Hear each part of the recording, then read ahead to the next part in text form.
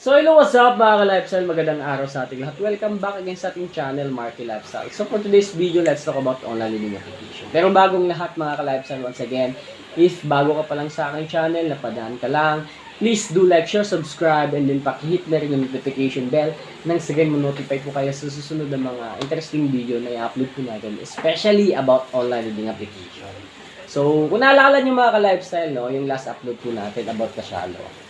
So marami po akong mga na-receive na comment, na-receive na message na sinishare yung kanilang experience, no. Not only Kasyalo, no, marami pang online living application akong mga na notice, na basa na pare-pareho lang pala yung strategy. So again mga ka-lifestyle, no, especially dun sa mga may planong mag-reloan, ano, na merong mga multiple loans sa iba't ibang online living application, na especially yung pang fully paid is inutang lang din, no? Especially yung mga may malalaki na talagang loan na umabot na ng 10k pataas, no? Pag-isipan niyo ng mabuti, no? Again, I hope this video will serve as a warning to dun sa mga mahilig mag-reloan, ano, na pag-isipan niyo ng mabuti kasi baka in the end ma-shock na lang kayo imbis to mag-increase, bumaba na yung credit limit na ma-approve sa inyo. Minsan nga nadi-disapprove. So ano ba talaga yung mga dahilan bakit nangyayari to, no? So again mga ka-lifestyle, kahit nga even though yung mga may loan is good payer naman sa iba, I mean wala namang mga due na mga OLA, pero ganun pa rin bumababa yung limit, I mean yung credit limit. So again, I think nasa system na po ng mga OLA yung ganung klaseng scenario yung mga ka-lifestyle, no? So again, I hope mga ka-lifestyle, wag na wag po kayong re-reloan if 4, 5 times, 6 times na kayong magre-reloan. Wag na po mga ka-lifestyle, no? Kasi nagiging marunong na po yung mga online living application. Baka all of a sudden, ma-shock na lang kayo na imbis tumaas ng bumaba ng husto. So ganun yung mga na-experience ng iba, no? So aside sa Kasyalo, ito pa, no? Ito pang si Instant Loan, no? Si Mabilis Cash, no? Ito yung mga nababasa kong kinoment sa atin, ano, ng mga viewers natin, no, na ganun din yung na-experience na share ko dati, no, na akala nila tataas, then all of a sudden bababa pala yung credit limit nila, and then approve, and then yung iba may pang 7 reloan na, but all of a sudden mga ka-lifestyle na reject, no. So nung tinanong ko siya, meron ba siyang mga other history about online living application, meron pala siyang multiple accounts, no, I mean multiple loans.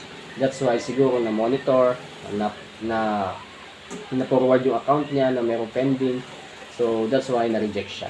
So again, especially dun sa mga may plano talagang mag-reloan na sobrang lalaki na talaga nung ipo-fully paid, then utangin din sa iba para pang fully paid, pag-isipan nyo ng mabuti mga ka-lifestyle, para hindi kayo magsisi in the end, no? So again, this hindi ko to ginawang video para siraan yung mga online living application, ano. This video will serve lang para maging awareness, no, na hindi lahat ng mga online living application maayos kausap, no, maayos kausap, kasi baka kasi AI yung gumagawa, that's why lumiliit or nagbabago-bago yung mga credit limit. Pero ganun pa man mga ka-lifestyle, in the end of the day, in the end of this video, nasa sa inyo pa rin yan, paano nyo i-handle yung ganung klaseng sitwasyon.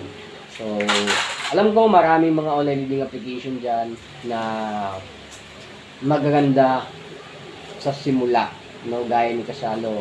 Marami mga lifestyle, no. Kumbaga yung ibang online living application nga, hindi pa kayo nag-juju, 4 days, 3 days, 2 days pa lang tatawag na, o pera na kayo ng magagandang magagandang package, whatever, no. Pero in the end, ganun pa rin, konti lang tataas ng credit limit nyo. So, yun lang mga ka-lifestyle na share ko lang sa inyo para hindi na dumagdag yung magiging biktima. Then, one thing for sure mga ka-lifestyle, no, if nagka-problema ka sa online leading application, hindi kayo makukulong, hindi kayo makukulong. And then again, huwag nyo nang dagdagan yung mga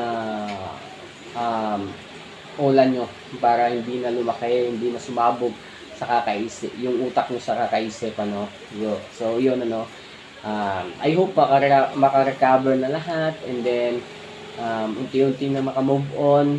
Kumbaga, wag nang mag-loan kasi alam naman natin tong mga online leading application, hindi basta-basta yung stress na binibigay nito. So as much as possible, iwasan nyo yung mga short term na mga online leading application kasi yun talaga yung magbibigay ng sakit sa inyo in the future. So salamat po again sa lahat po ng mga solid subscribers natin na always nag-aabang ng latest updates about online leading application. Maraming salamat po. And then sa mga napapadaan lang dyan, bago pa lang sa ating channel, please consider subscribing, and then pakihit na rin yung notification bell nang sige notify po kayo sa susunod ng mga interesting video na i-upload po natin. Again, wag po kayong matakot bisitahin, huwag po kayong matakot makareceive ng demand letter, summon letter, whatsoever. Hindi po yan totoo lahat. Ako na po mismo nagpapatunay, hindi po yan totoo lahat. So again, sa mga nagtanong, ito pa sa mga nagtanong ilan yung ola ko, ano yung mga binayaran ko, nasa video nasa video lahat ng mga nagawan ko na po yan ng content dati, Share ko na lahat ng mga experience ko, ilan yung online leading application ko, ano yung mga ola na hindi ko binayaran. Nasa baba po ng video na to. Scroll nyo down, up, nandyan po lahat para malaman nyo kung ano yun.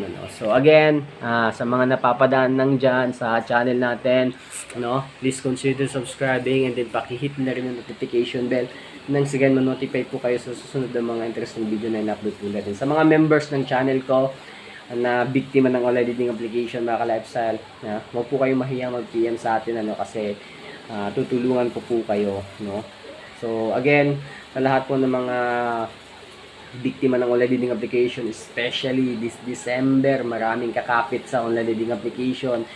Ingatan nyo po yung privacy nyo, ingatan nyo po yung mga contacts nyo. So mas maganda po talaga, gumamit po kayo ng mga ibang reference number. I mean, yung sarili nyong numbers lang para in the future, walang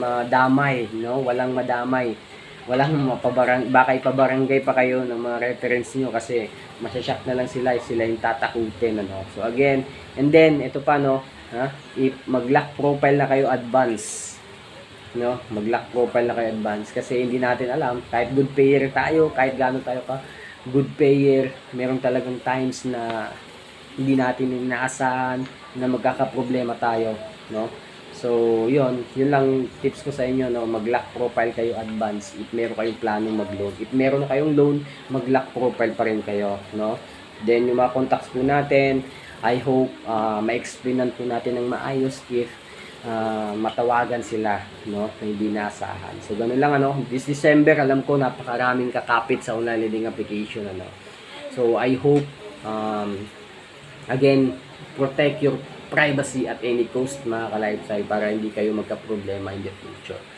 So, yun lang mga ka-lifestyle, Peace. Merry Christmas.